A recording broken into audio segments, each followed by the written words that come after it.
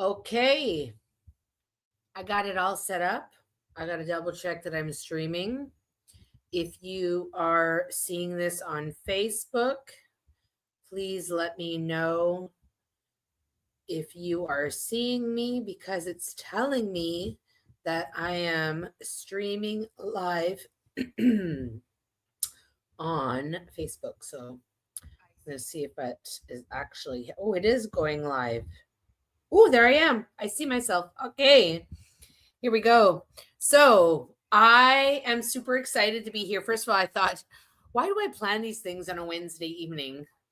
Not even sure why, but that's okay. We're here now, and I am happy to have you. If you're watching the replay, please make sure you let me know in the comments, or you let me know if you're over on Facebook or on YouTube. Any questions, they are supposed to pop up for me right here in my chat. So let's see if that is going to happen. So if you are here tonight, it's because you have a teen or you know of a teen that really struggles with this idea of public speaking.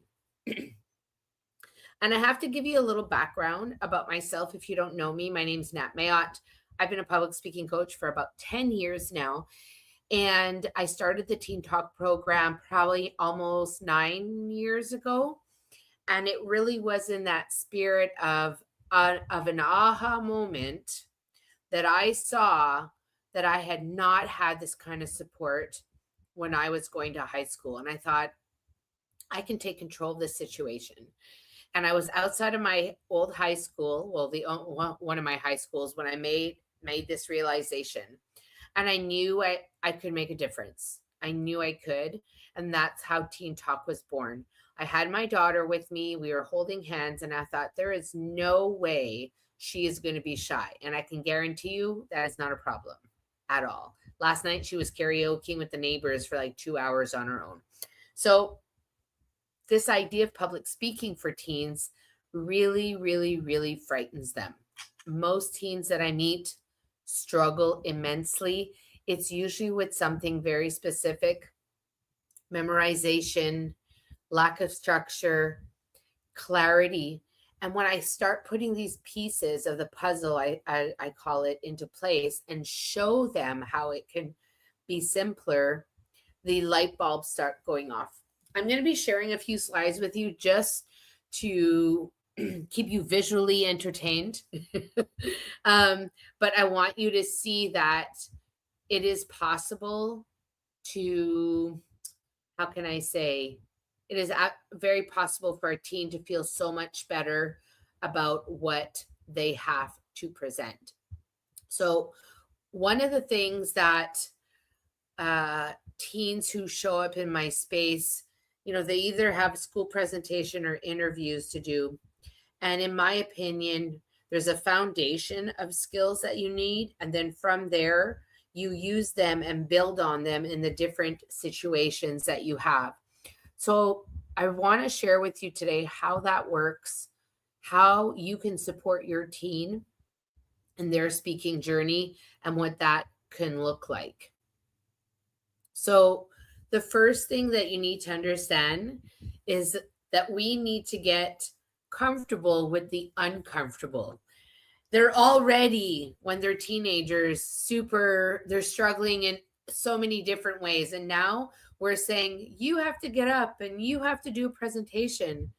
But at the end of the day, if we're not showing them how to be comfortable, how can they possibly get better at this? And this is not a criticism to the education system, but that system has been built in a way to not be of service to our teens. It has not been of service to our teens. We're not giving them the tools or the skills to be better and to get comfortable. And that's what Teen Talk does. It breaks it down into bite-sized pieces to help teens feel better about what they have to say.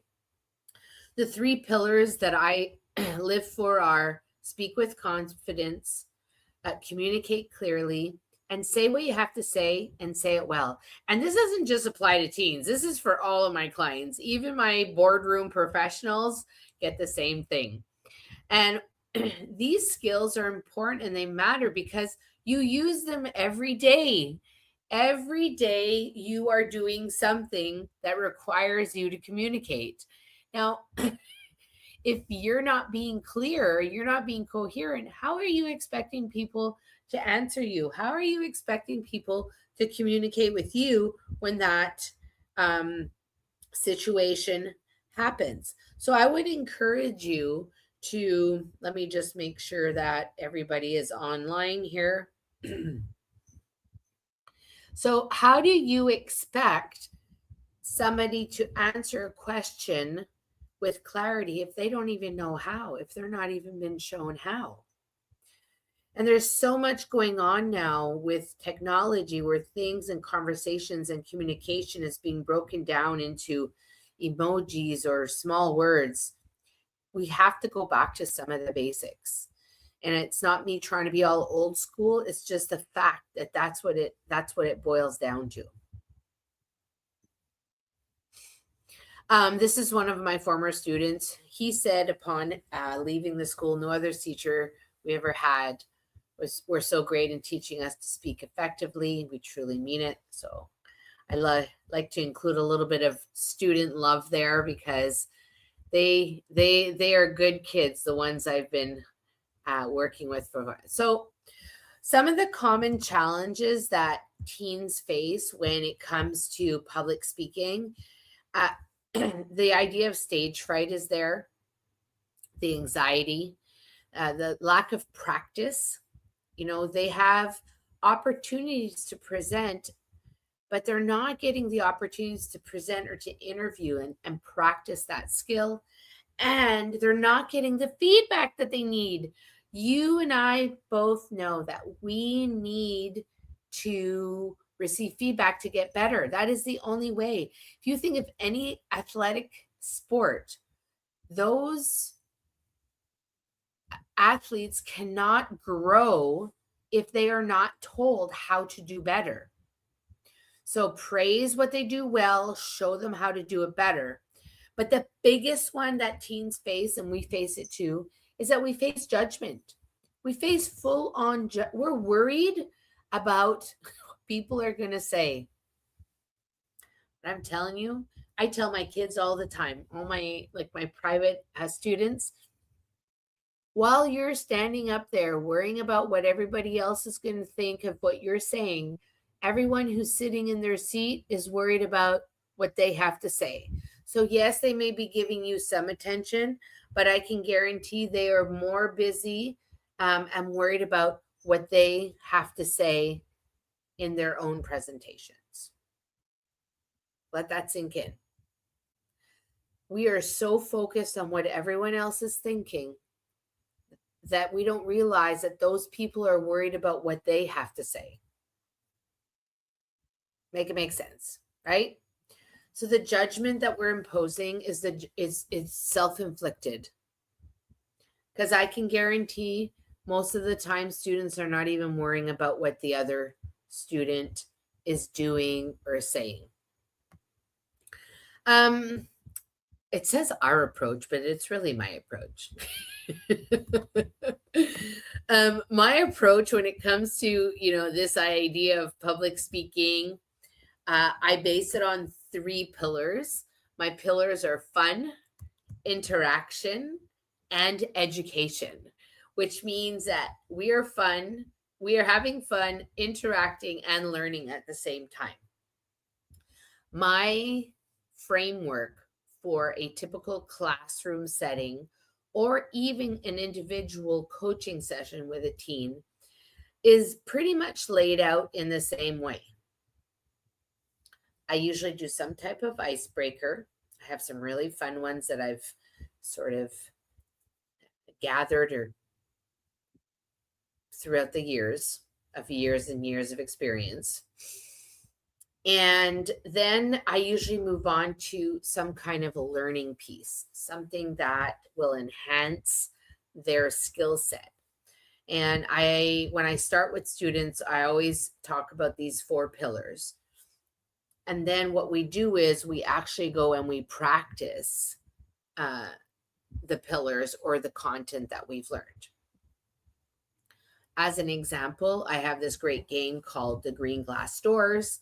And in the Green Glass Doors, you can only bring certain things. And the trick of that game is that you can only bring things with double letters. So I can get them going. And the reason I play that game is because most of the time students are trying to answer quickly and they don't use clarity in their speech. There's a lot of and ahhing, and I catch them with that. Then if I were to move on to the and ah and this idea of pausing, which I call clarity of speech, because when our language is full of ums and ahs and likes and you knows, we are not getting out the message that we want to get out. That's really what it boils down to. It boils down to not having, we're not taking the moments that we need. Then the second piece that I teach is the structure piece. So structure helps with clarity. So clarity, taking out all the language we don't need, all the words we don't need. Structure is that whole idea of beginning, middle, and end. And then I ask students to consider, how are you using your voice? How are you using your body to communicate? There is so much in nonverbal communication that can be impactful for them. We want them to learn how to put all of these pieces together, and that's how they become this whole speaker. That's what I call them, whole speakers. So that's what I just described to you. It's the puzzle. All of these pieces make you a complete speaker and make sure that you have a completed speech. Most students are not sure where to start. And that's why in each piece, we break it down to what skills you need. And it takes a little bit of time, let's be honest. I mean, you're asking to put all these pieces together, map them out. You want to take your time and be able to do the speech with all of those tools. Then you take those tools and you are able to use them in other types, whether it be answering interview questions, whether it be maybe it's a college application. Maybe you're doing persuasive speaking, informative speaking. So the foundation never changes. It's what you're putting into the container that changes. So I'm a big fan of handing out the tips, because if you can only do better when you know better, right? You can only do better when you know better. So what does that look like exactly? Oops. Here we go. I'm clicking too far. So I talked about it already. There's language awareness, there's structure, being intentional with our voice and our body. And last but not least, they have to practice. When students show up, and just recently this happened, I have a mom who hired me to help her son. She called me on a Wednesday and his presentation was on a Monday. So we had to do a few intensive classes. But the idea behind those classes is to get him ready. And it's about practicing and it's about memory stacking. It's learning how to connect the different pieces when you are presenting. How can I connect point 1 to point 2 and point 2 to point 3 so I can keep the flow of my presentation without losing my train of thought? So these are pieces that we learn when we practice, but language awareness, structure, and being intentional with our voice and our body are the foundation, the framework of the Teen Talk program. You and I, mom and dad, both know that all of this applies to the real world. The real world is not going to teach them necessarily how to do all of this. And if your teen is approaching graduation, maybe they have a speech to put out there and they're not sure how to put that together. That's where I come in. Maybe they have college or job interviews coming up and they're just not sure how to talk about themselves. I've been working with a group of students now for the last few weeks on exactly that. How do you talk about yourself in a positive light and make yourself shine? How do you do that? Even some adults I mean don't know how to do that. Tell me right now, how would you, if I asked you, tell me about yourself, what would you say?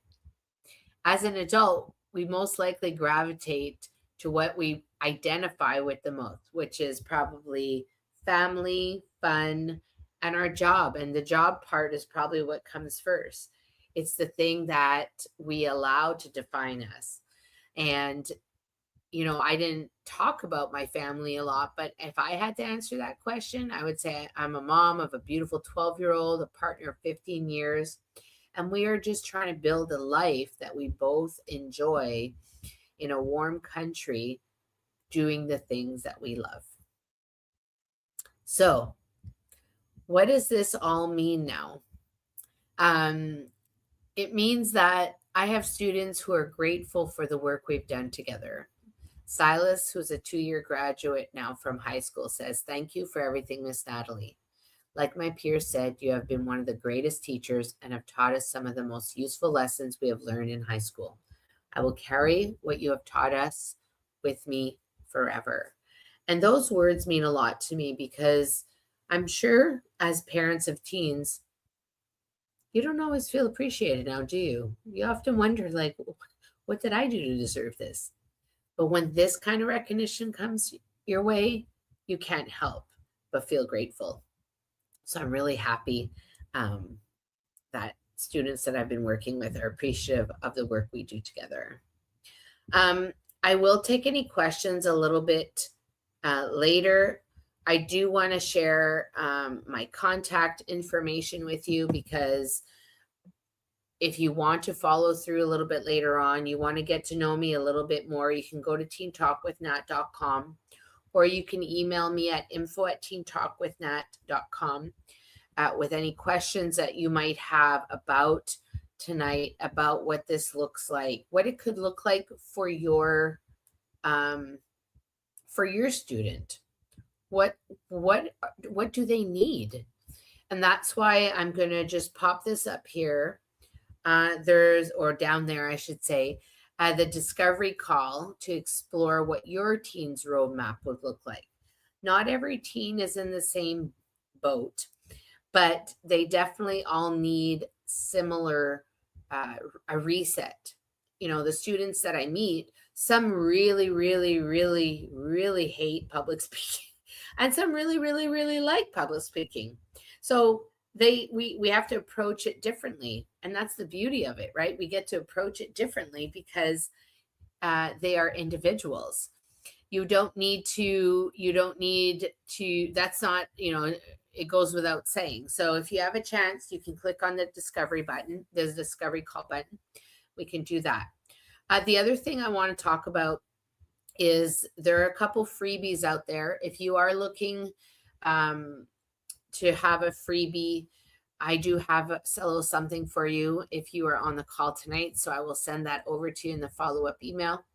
But I'm very excited to be launching my very first group coaching program. This was in demand. I had parents approach me and say, "Hey, I want my kids to participate in public speaking, but I want a group program where they can also learn but interact with other teens." And I'm going to be doing this online starting February 17th.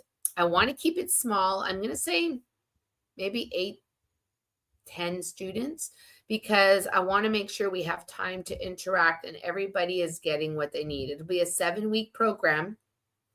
You can click on the teen group coaching to learn more about it. The pricing is set at $597 USD for the 7 weeks, and that gives them access to the weekly program. It will give them access to me during that 7 weeks for any individual work that they need a little extra help on, because I know what it's like. If you're in a group, sometimes you don't want to share what you're working on, but you'd rather meet individually. So I do offer individual coaching for that as well. I knew that this was not going to be a long webinar, purposeful, because I know that you are all busy. I know that we all have things on our plate. And I'm really grateful that you showed up tonight to listen and to learn And if you're ready to drop your questions, you can certainly do that. I'm just going to go over to Facebook and see what's going on over there. I'm not sure if I'm seeing the any questions that have come up, but that's okay. If you do have questions, please make sure you reach out to me. Make sure that we can connect and make your team feel great about speaking, because I understand what it's like to have the anxiety, to be nervous, but I also understand what it feels like to have the rush of speaking, the rush of doing the presentation and feeling really good about it. And these are things that keep me going in this program. So, whatever you choose to do, I hope you have an incredible evening. If you have any questions, please make sure to reach out to me. I'll be more than happy, or you can drop them in the comments on social media or DM me on any of those platforms, and I'll get back to you as soon as I can. Whatever you choose to do, I hope you have an incredible evening, and I'll talk to you soon. Bye for now.